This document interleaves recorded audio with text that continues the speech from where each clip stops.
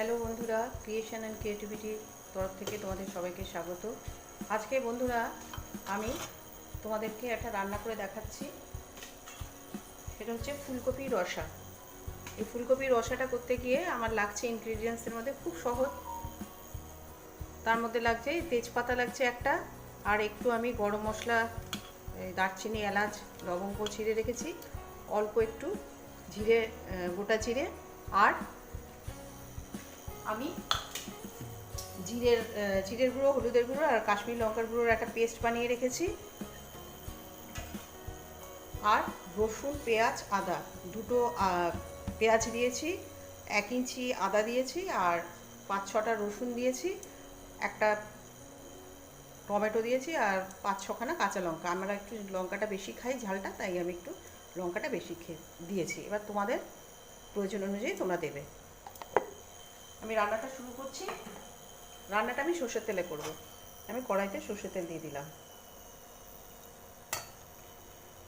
কড়াইটা সর্ষের তেল দিয়ে দিলাম। সর্ষের তেলটা গরম হয়ে গেলে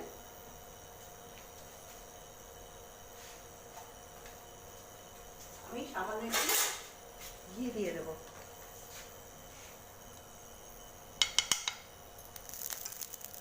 এখানেই আমি একটু ঘি দিয়ে দিচ্ছি।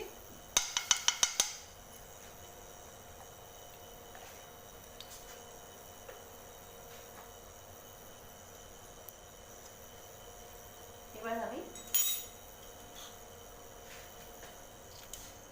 তেজপাতা আর গরম মশলাটা দিয়ে দিলাম। গরম মশলার গন্ধটা বেরোলে আমি তারপরে জিরের গুঁড়োটা দেবো, এই গোটা জিরেটা দেবো।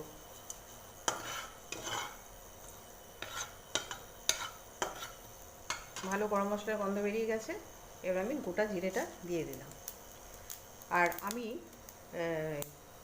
ফুলকপিগুলোকে একটু ভাপিয়ে জলটা ঝরিয়ে রেখেছিলাম।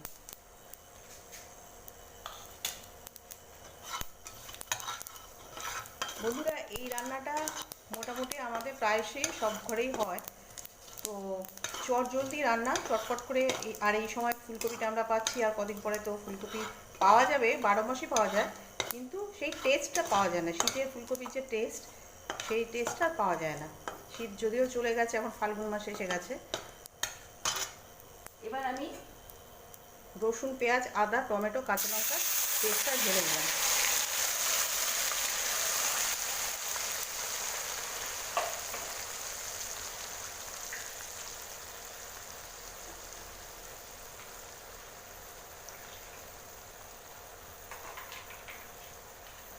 আমার মিক্সি জারটা একটু ধুয়ে জলটা দিয়ে দিচ্ছি।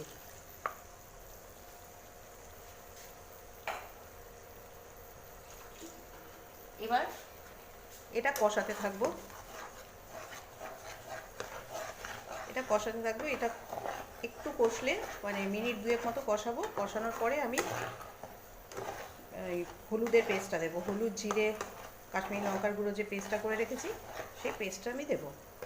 তো ততক্ষণ পর্যন্ত এটা একটু হোক। পেস্টটা কিছুক্ষণ নাড়াতে হবে, কারণ এটার পেঁয়াজ রসুনের যে কাঁচা একটা গন্ধ থাকে, সেই গন্ধটা যাতে চলে যায়। এবার এর মধ্যে আমি পেস্টটা ঢেলে দিলাম। হলুদ, জিরে, কাশ্মীরি লঙ্কার যে পেস্টটা, সেটা আমি এখানে ঢেলে দিলাম। এবার এটাও কিছুক্ষণ নাড়াচাড়া করব।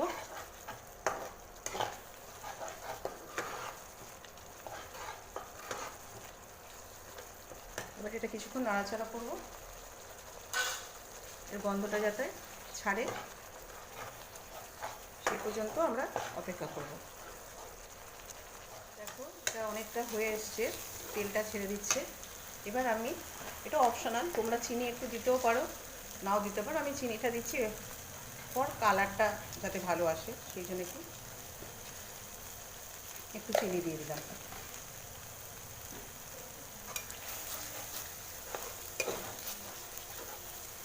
এবার আমি ভাপিয়ে রাখা ফুলকপিগুলো এবার এর মধ্যে আস্তে আস্তে করে দিয়ে দেবো।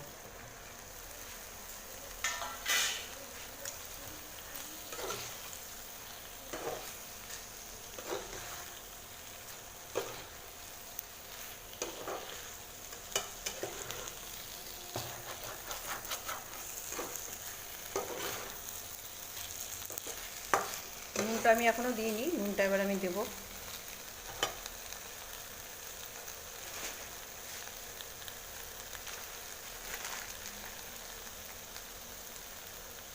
বেশি ঝোল হবে না, নুনটা সেই মতন বুঝে দিতে হবে।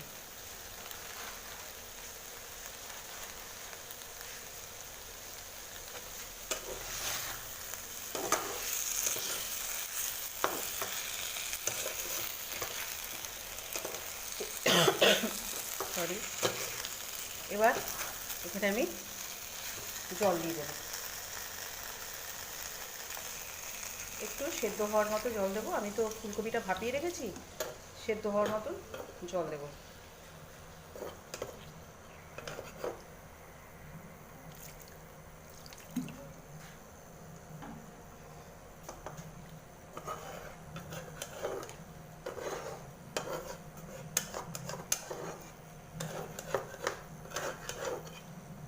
এবার আমি ঢাকনা দিয়ে এটা মিনিট 5-7 এটাকে হতে দেব। বন্ধুরা, ফিরে এসেছি 5-7 মিনিট পরে।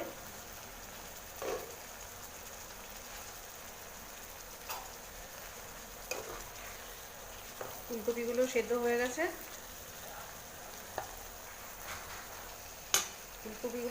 গেছে, এবার আমি একটুখানি অল্প আবার একটু ঘি দিয়ে দিলাম, আর একটু শাহি গরম মশলার গুঁড়ো দিয়ে আমি এটা 2 মিনিট স্ট্যান্ড রেখে তারপর আমি এটাকে সার্ভিং বলে সার্ভ করে নেব। দেখুন জলটা সেরকম নেই, গ্রেভি হয়ে গেছে। এবার এটাকে আমি জাস্ট 1 মিনিটের জন্য এটাকে এইভাবে রেখে আমি এটা সার্ভিং বলে সার্ভ করব। বন্ধুরা, আমি সার্ভিং বলে সার্ভ করে দিয়েছি ফুলকপির রসা।